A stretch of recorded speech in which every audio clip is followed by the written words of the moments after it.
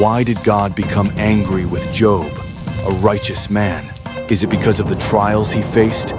Or is there a deeper reason? Join us as we explore the story of Job in today's video.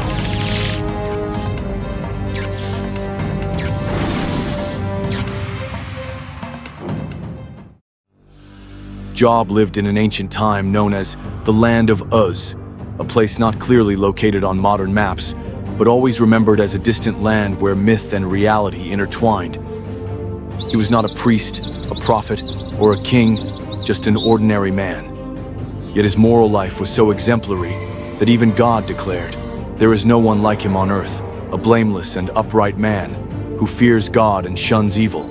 Job was the ideal model of a man who had been blessed.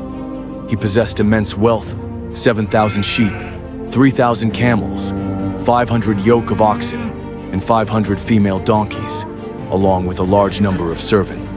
He had 10 children, 7 sons and 3 daughters, a joyful, prosperous family. All of this made Job the greatest of all the people of the East, not only for his riches, but also for his moral character and reputation. Despite his wealth and influence, Job was neither arrogant nor complacent. Whenever his children held birthday feasts following the customs of the time, he would quietly offer burnt sacrifices on their behalf, in case they had sinned in their hearts or spoken against God.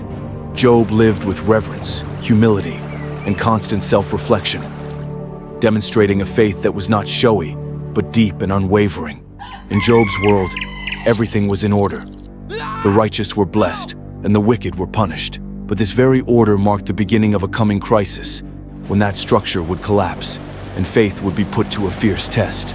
It was Job's very perfection that made him the subject of a terrible experiment. Can a person remain loyal to God when everything is taken away? In the heavenly realms, beyond human understanding, a strange conversation took place between God and a being called Satan, which literally means the accuser. Satan did not appear as God's enemy in the way most people imagine, but rather as a divine prosecutor, a being allowed to question human motives. As the angels gathered before God, Satan was also present, and it was God himself who initiated the trial. "Have you considered my servant Job, a righteous and upright man?" Satan did not deny Job's integrity, but he questioned his motive. "Does Job fear God for nothing? Have you not placed a hedge around him and blessed everything he has?" In other words, Satan argued that Job's faith was transactional.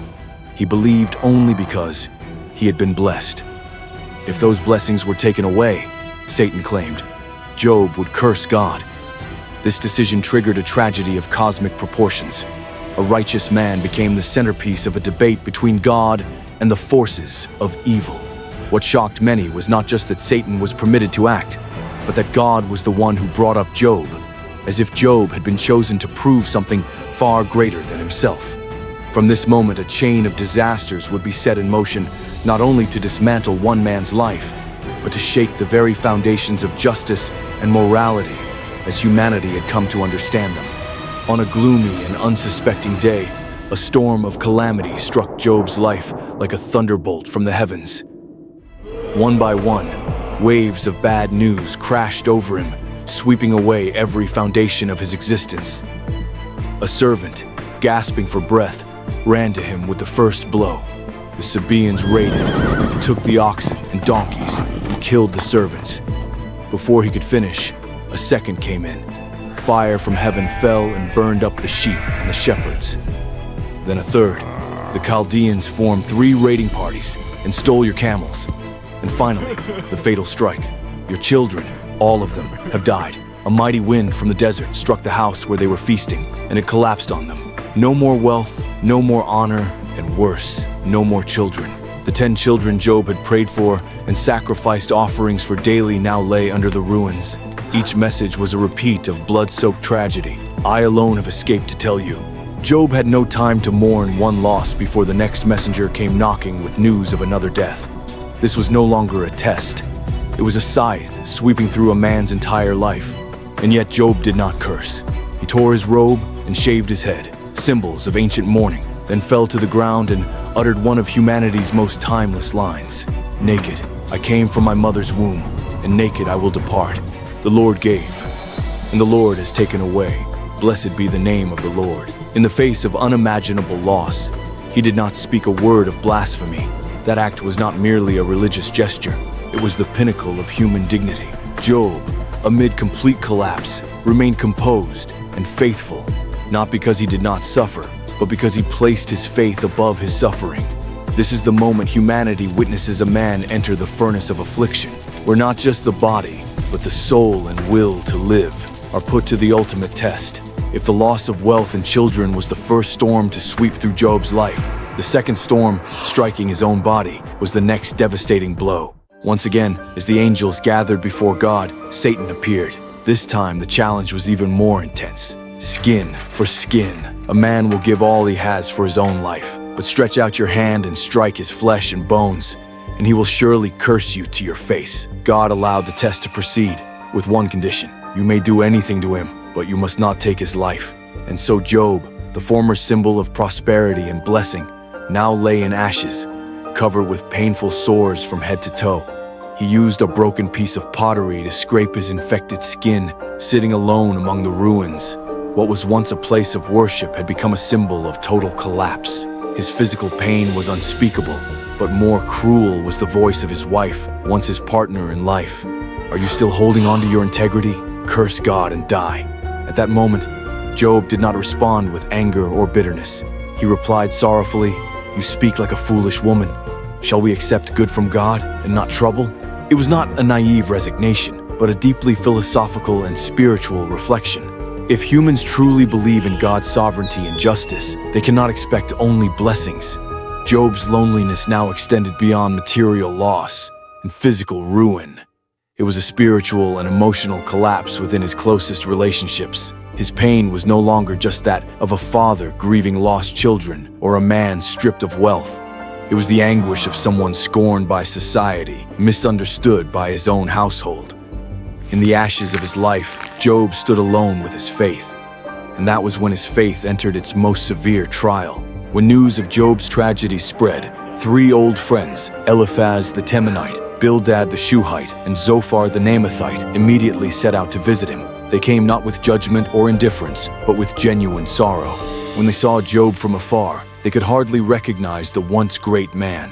They wept, tore their robes, and sprinkled dust on their heads, ancient signs of mourning. Then they sat beside him for 7 days and 7 nights without speaking a word, for they saw that his suffering was very great, but the silence did not last. When Job finally spoke, he did not curse God or blame anyone. He cursed the very day of his birth. In one of the most sorrowful laments in ancient literature, Job wished he had never been born. It was not the cry of a faithless man, but of someone in pure despair, for whom life had lost all meaning, and death seemed like a gift. In response, his friends began to speak, initiating a long and deeply philosophical debate. Eliphaz opened with a traditional argument: who that was innocent ever perished? Only the wicked suffer. To him, Job must have sinned. He just hadn't realized it yet. Bildad followed, emphasizing God's justice. If you are truly upright, surely he will restore you. Zophar, the most severe, told Job bluntly to be quiet and repent. But Job rejected their arguments. He knew he was innocent. He did not claim to be perfect, but he could not find any sin that justified such suffering. He defended his integrity, not out of pride, but from pain and confusion. To Job, the most absurd thing was not suffering itself, but suffering without cause. And that drove him not just to debate with his friends, but to turn his questions directly to God. This was no longer a conversation between men, but a spiritual struggle between a human soul and the silence of the universe. The debates between Job and his 3 friends brought no comfort, only pushed him deeper into doubt and despair. Isolated from those once close to him, misunderstood, and branded a secret sinner, Job plunged into his greatest crisis of faith. Yet instead of turning away from God, he began to speak directly to him, demanding answers. Job asked, "Why do you allow a weak human like me to suffer? Why did you give me life only to lead me to destruction?" He said he felt like a target for God's arrows, like a cruel joke of an all-powerful being. And yet, even while questioning, Job never cursed God. He never abandoned faith. He wrestled with it. In one of the most profound spiritual declarations ever written, Job cried out a strange kind of hope amid his suffering. Though he slay me, yet will I trust in him. I know that my Redeemer lives, and that in the end he will stand upon the earth. These timeless words have echoed through the ages as a symbol of pure faith, not born from reward, but from a hope that surpasses even death. Job no longer longed for healing or riches. He yearned to see God, to understand the purpose of the suffering he endured. This is what set Job apart. He did not surrender, but neither did he rebel. He clung to his truth and longed for God's truth. In ultimate solitude, Job shifted from being a victim of suffering to a man in conversation with the Almighty. And that act, weak and desperate as it may seem, marked the beginning of a sacred transformation. When a human being dares to ask God the greatest questions about justice, pain, and life itself. After many days of lament, debate, and desperate waiting, a supernatural event occurred. A mighty storm rose from the horizon. Amid thunder, fierce winds, and flashes of lightning, God finally spoke, not through a messenger, but directly from within the whirlwind. Strangely, God did not offer any explanation for Job's suffering. He did not speak of Satan, nor mention the test, nor apologize or comfort. Instead, he posed a series of cosmic questions, echoing like thunder from the depths of creation. Where were you when I laid the foundation of the earth? Can you bind the stars, command the rains, understand when wild animals give birth, or send forth lightning? This was not mockery or disdain. It was an awakening. In the storm, Job was no longer the questioner of God, but a witness to the vastness of the universe, where God's power and wisdom far surpass human understanding. Majestic visions unfold. Behemoth, silent yet magnificent, rises with its colossal frame and massive tusks. Behemoth, a living mountain, thrashes with primal force. Leviathan, with bloodshot eyes and razor-sharp claws, coils deep beneath the watery abyss before roaring and thrashing into a furious storm, all symbolic of a wild and untamable world, yet still held within the hand of the Creator.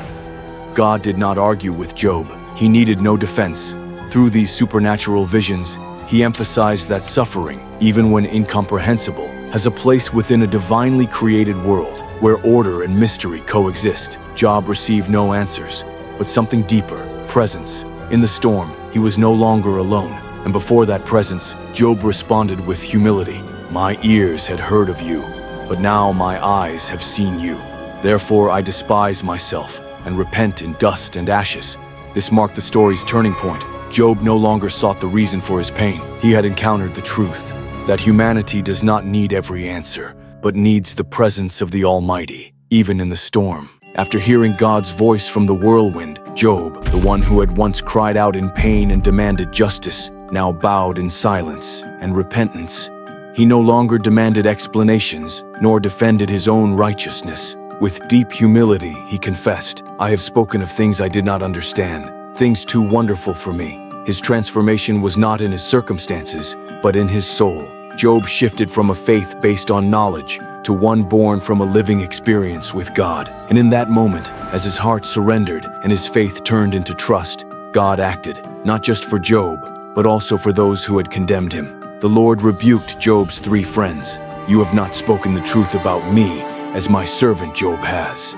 Job, once accused, now became the intercessor. He prayed for his friends, and God accepted his prayer. Healing began with spiritual restoration, through forgiveness, humility, and intercession. Job did not retaliate or judge, but offered prayers for those who had wounded him. It is one of the most powerful images of mercy. A man once broken by pain, now becoming a source of blessing for others. And then, once again, God intervened, not through a storm, but through restoration. Job's health was returned, and his life was about to enter a new chapter, one of redemption and glory. After Job prayed for his friends, a symbolic act of forgiveness and compassion, God began to restore his life in a miraculous way. But it wasn't just simple restoration, it was a double portion of blessing. Everything Job once had was now multiplied. 14,000 sheep, 6,000 camels, 1,000 pairs of oxen, and 1,000 female donkeys. These numbers reflected not just wealth, but a divine way of demonstrating that God's grace far exceeds loss. Job also had 7 more sons and 3 daughters. And in a deeply human and progressive act, he gave his daughters inheritance rights alongside their brothers, something rare in ancient societies. Their names, Jemima, Keziah, and Karen Hapush, were recorded, and scripture notes that no women in all the land were as beautiful as they. This beauty was more than appearance. It symbolized life reborn, grace that transcended gender roles and societal norms. Job lived another 140 years, a number symbolizing fullness, and saw his descendants to the 4th generation. After all the destruction, internal struggle, and wounds to body and soul, he finally died, old and full of days. A peaceful end, the closing of a complete life. But more than wealth or descendants, the greatest thing Job received was a refined faith, a faith no longer dependent on tangible blessings, but one that had endured the fire. Job was not just restored, he was transformed. From a prosperous, righteous man, he became a humble soul who had encountered the divine and emerged from the storm with open eyes and a healed heart. The story of Job is an eternal anthem, not because he conquered enemies or performed mighty deeds, but because he held onto his faith through an inner battle so intense that few could survive.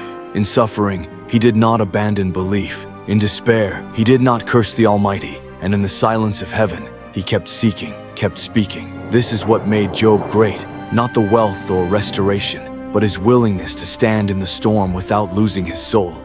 This story does not aim to fully explain the mystery of suffering, but it invites us to reflect deeply on the role of faith in human life. There is pain that reason cannot explain, and losses no one could ever deserve. But it is precisely in those lands of loss, doubt, and agony that true faith is forged, not as a trade for blessings, but as absolute trust in an all-powerful God, even when he is hard to understand. From both historical and theological perspectives, the Book of Job challenges every simplified theology that equates righteousness equals reward and sin equals punishment. Job affirms that the righteous can still suffer, and faith is not always proven by prosperity. It is in that shadowy realm that humanity truly encounters the Creator, not to demand justice, but to learn humility and deep reverence. The story of Job does not end in tragedy, but in restoration, not just of material things, but of the soul, and that is an eternal reminder. Sometimes the greatest gift God gives is not an answer, but His presence in the very heart of life's fiercest storms.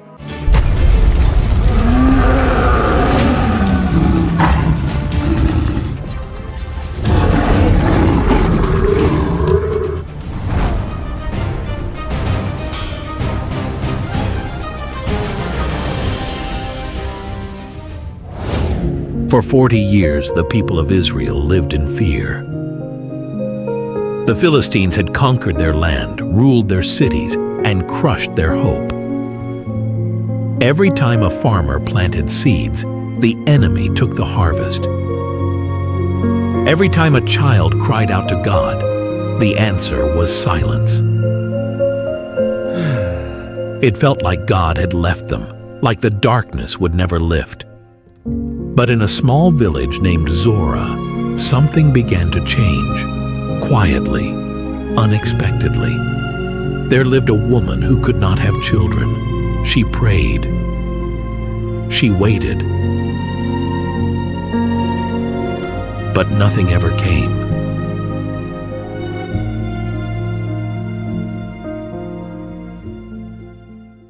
Until one day, an angel of the Lord appeared before her, glorious, fearsome, holy. He spoke words no one had ever spoken to her before. You are barren, but you will give birth to a son. He will be set apart for God. He will begin to excuse Israel. This child would be different. No wine, no unclean food, no razor would ever touch his head. His strength would not come from muscle, but from the Spirit of God. His name would be Samson. A boy born with a purpose, a man called to face an entire nation. He would fight lions, he would tear down gates, he would fall in love and fall into traps. But in the end, would he rise again?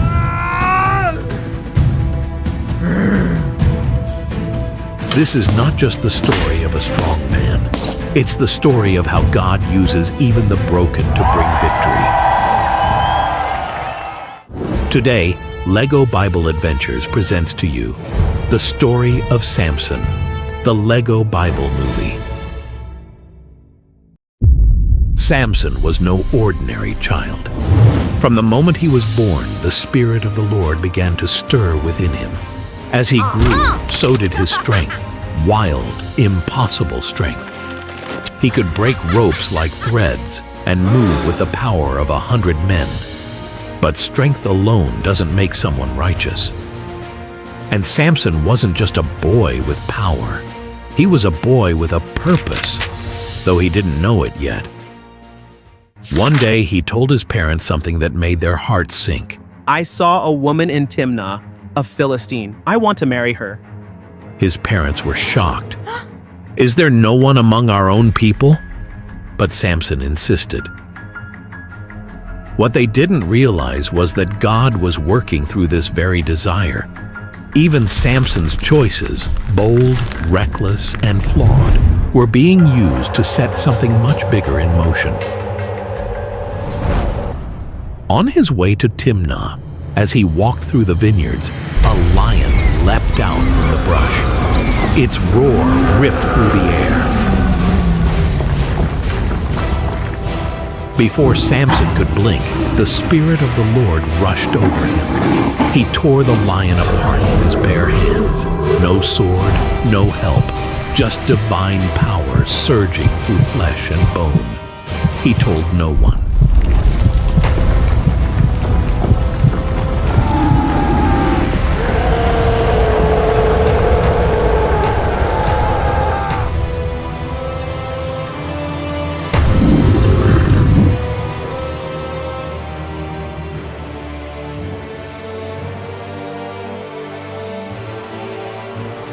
Days later, he passed the same spot. But now, inside the carcass of the lion, bees had made a hive. Honey shimmered in the sunlight. He reached in, scooped some out, tasted it, and gave some to his parents, without telling them where it came from.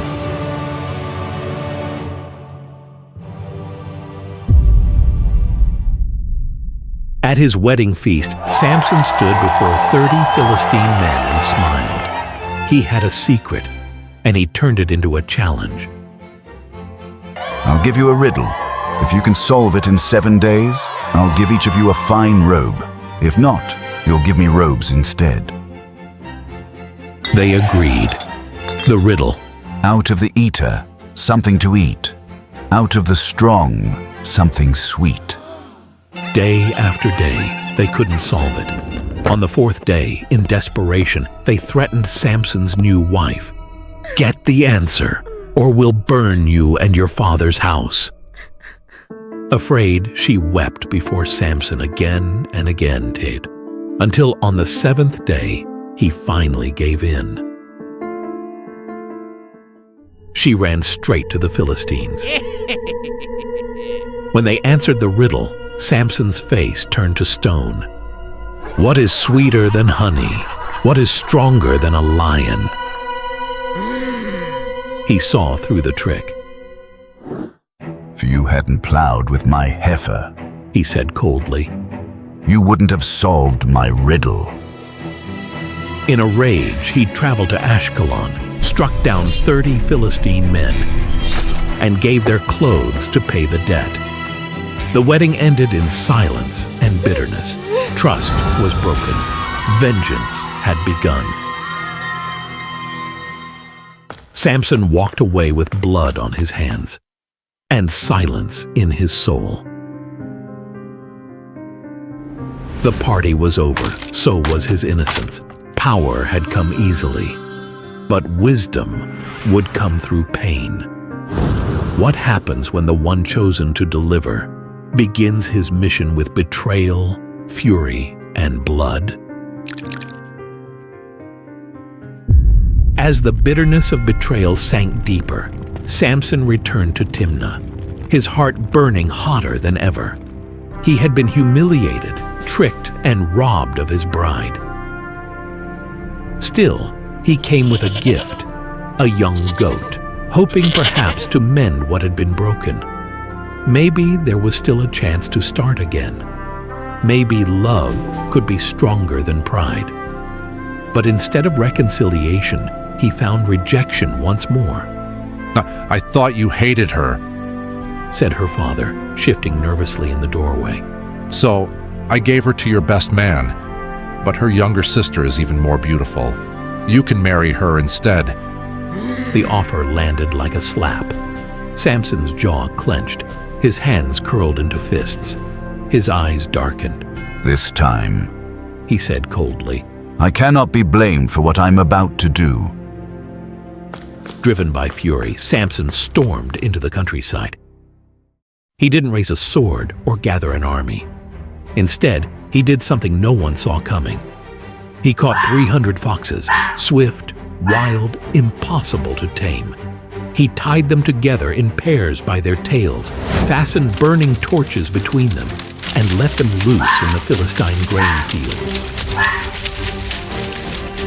The fire spread with terrifying speed through wheat, barley, vineyards, and olive groves. Crops turned to ash.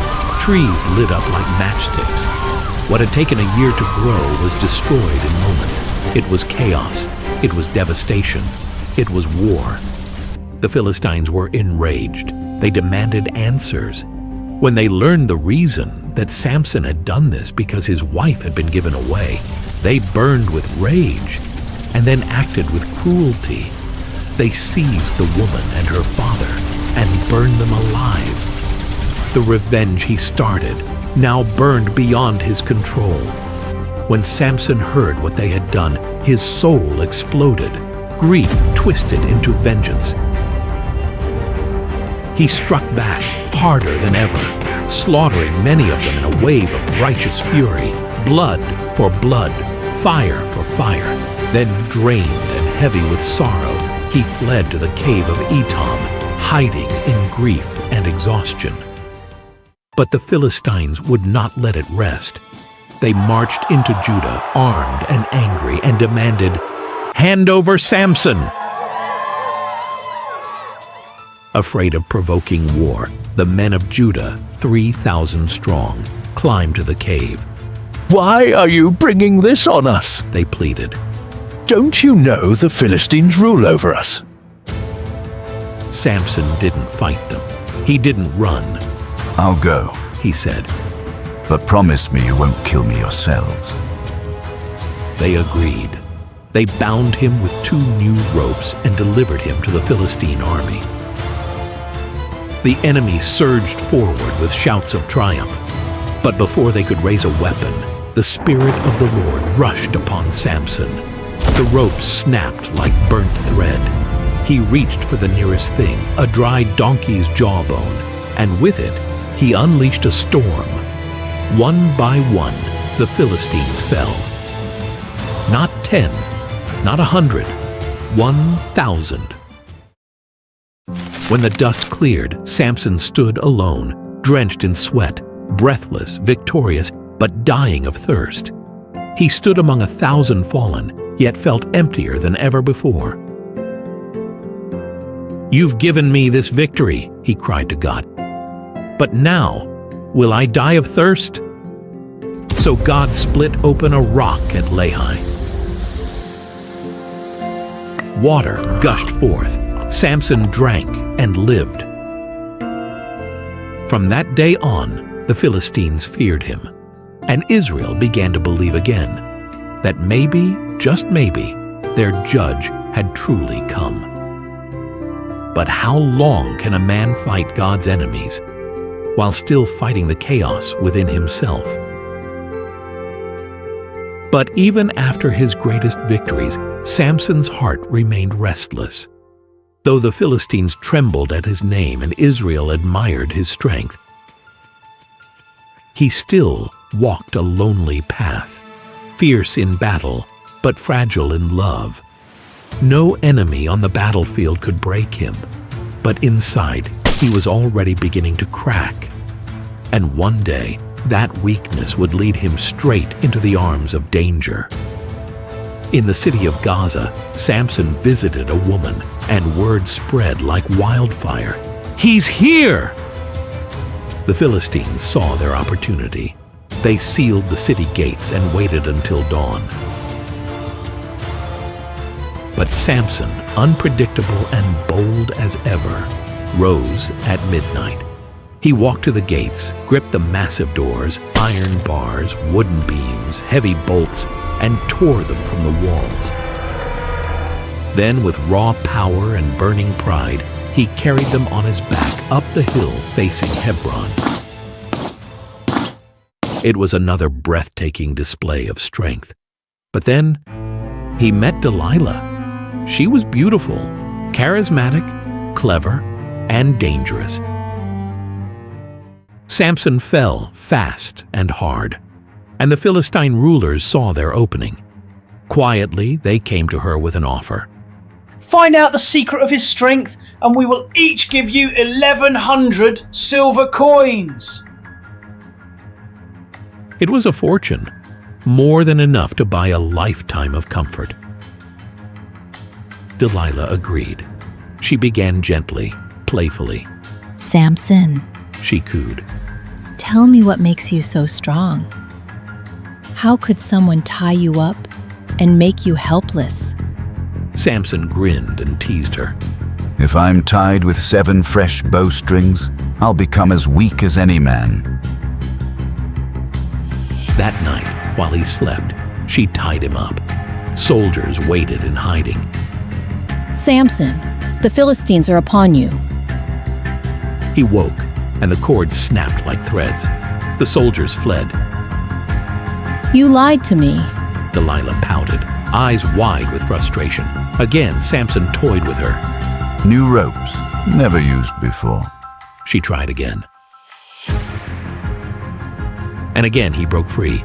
A third time. Weave my hair into a loom. She did. Still nothing. Still invincible. But Delilah didn't give up. Day after day she begged, cried, questioned, accused. Her words became a storm, her tears a tide. Slowly, like water wearing away stone, she wore him down. Finally, he broke. No razor has ever touched my head. He confessed quietly. I was dedicated to God from birth. If my hair is cut, my strength will leave me. That night, as he rested in her lap, she called for a servant. And as she ran her fingers through his hair, the scissors moved. Lock by lock, his vow fell to the floor. The sign of his calling, gone. Then she cried out one last time. "Samson, the Philistines are upon you." He opened his eyes. He stood to fight. But nothing happened. The strength was gone. The spirit had left, and he didn't even know it. He thought he was still Samson. But the vow was broken, and so was he. The Philistines rushed in. They beat him, blinded him, dragged him in chains back to Gaza. The great judge of Israel, the man who once stood above armies, was now a slave, a prisoner, grinding grain for his enemies, mocked, humiliated, forgotten. The strongest man in Israel had finally reached the bottom, not of a pit, but of his own soul. But even in the silence of that dark place, something had begun to change.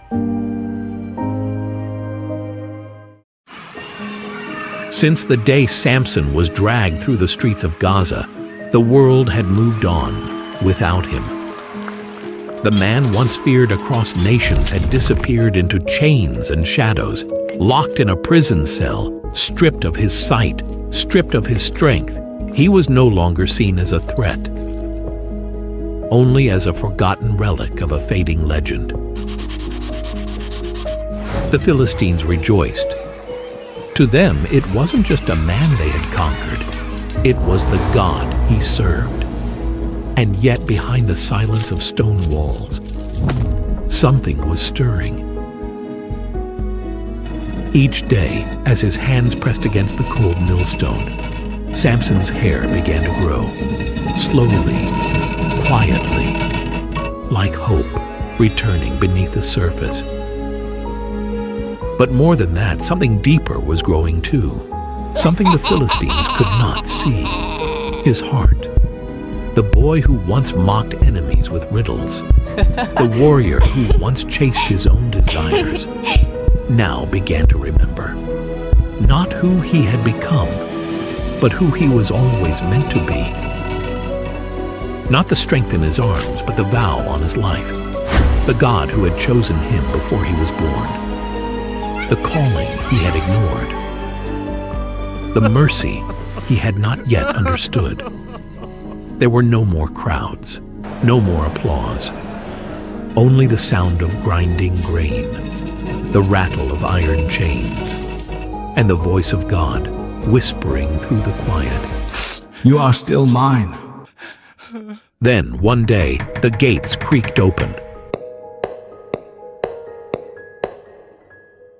Outside, the city thundered with excitement. A grand festival was underway. Thousands of Philistines had poured into Gaza for the yearly celebration of Dagon, their god of harvest, war, and, now, victory.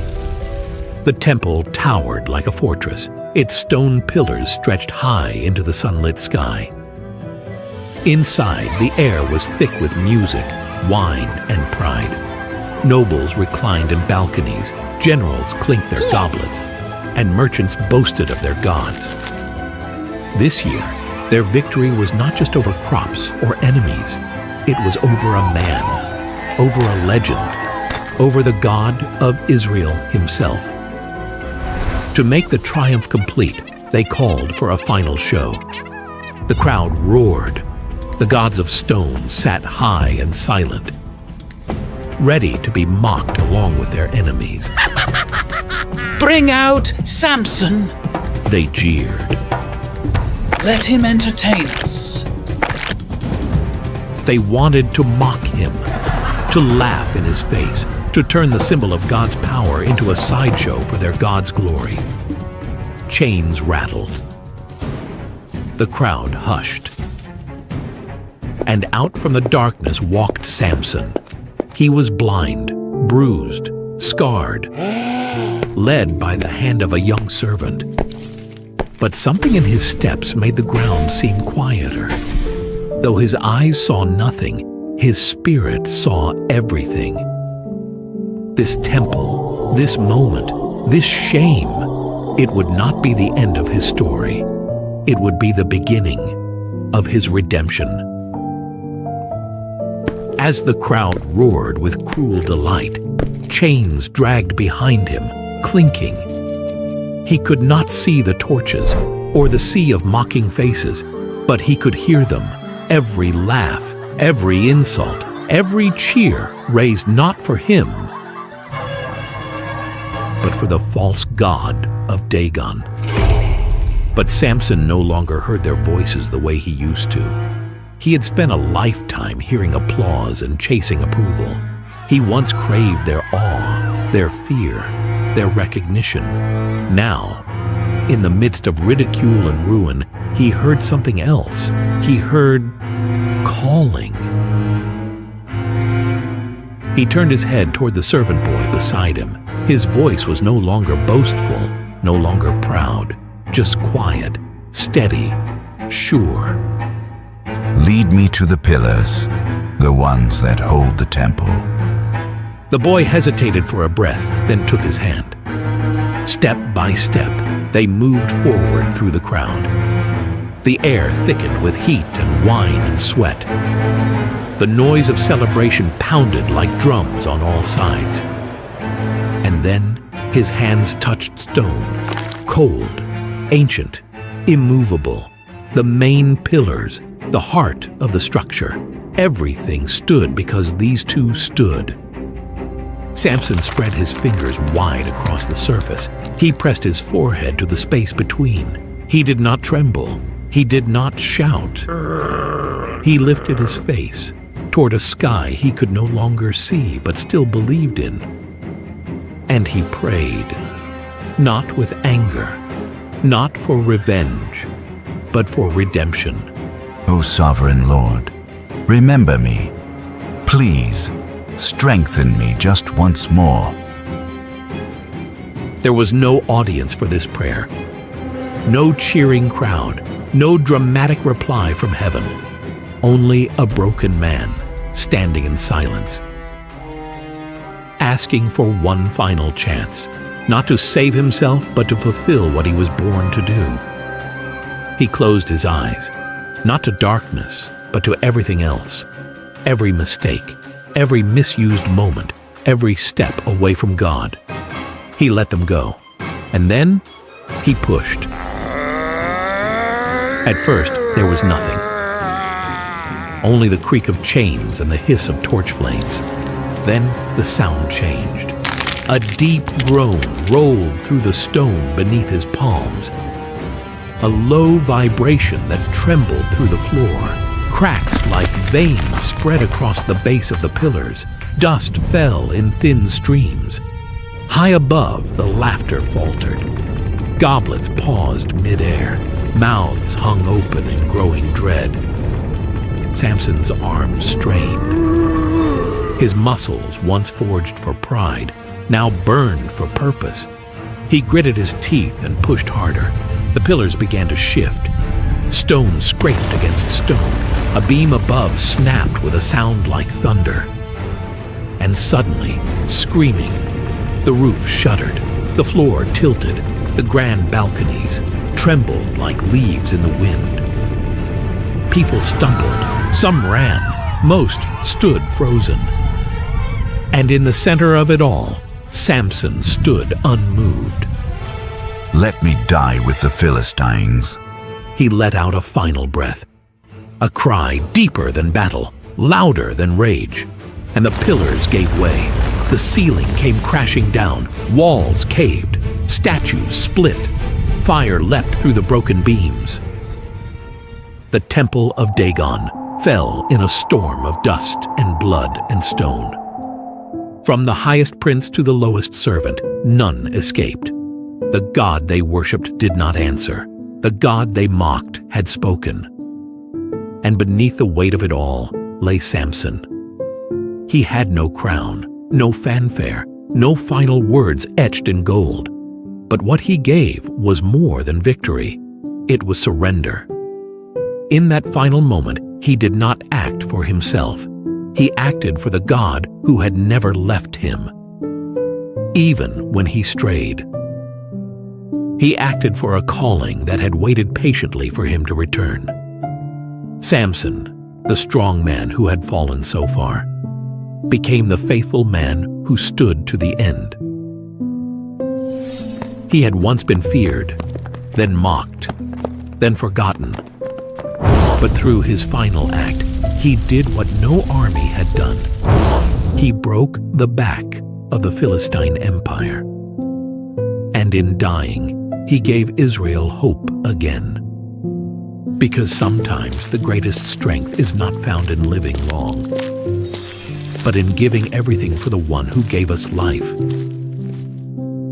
When we think of Samson, we often picture his incredible strength, tearing lions apart, defeating armies, lifting city gates like they weighed nothing. But behind all the jaw-dropping moments lies something even more important. A heart that was deeply flawed, and a God who refused to let go. Samson's life wasn't a perfect one. He was chosen by God before he was born, set apart for something holy, empowered with supernatural strength. But like many of us, he struggled to live up to his calling. He let his desires lead him more than his purpose. He acted on impulse. He let pride cloud his judgment.